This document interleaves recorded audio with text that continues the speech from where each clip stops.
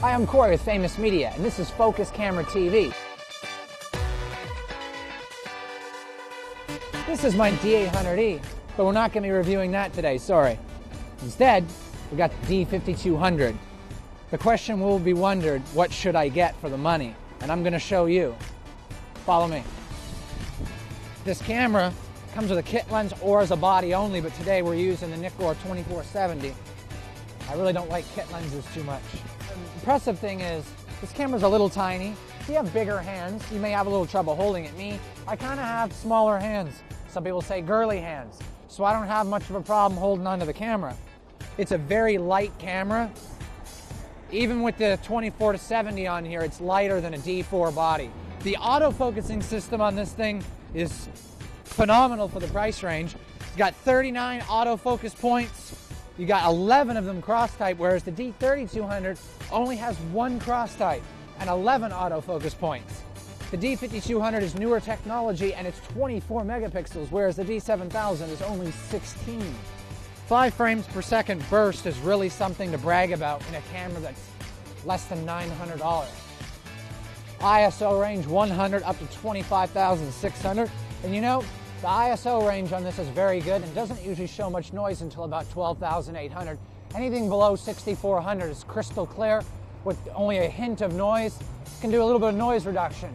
The D5200 also has aperture priority, shutter priority, full auto, full manual, and quiet mode. Although the quiet mode is completely useless.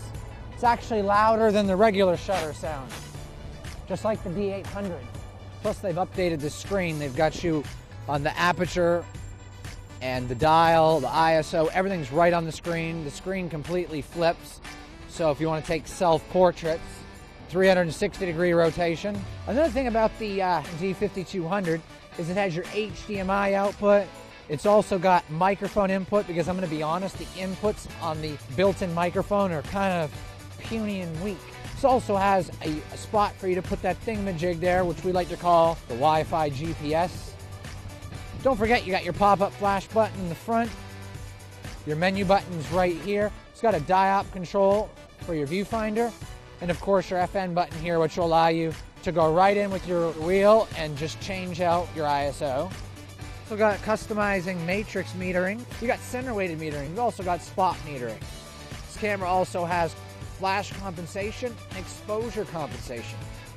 This camera has bracketing and multiple exposures, and of course awesome active D lighting. It's got many of the pro features, and while the body may not be as robust as a pro body, the features are fantastic for the money. And if you want to go into movie mode, you just flick the switch down to go to your live view. You're going to hit this button right here, which is your record button, and that'll allow you to record.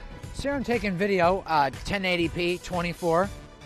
It also does 720p and standard definition. You can actually change the aperture in live view. Even at ISO 800, the D5200's image quality is just phenomenal. You just hit your info button while you're recording. You can check your levels on the side. You've also got grid view where you can level things out.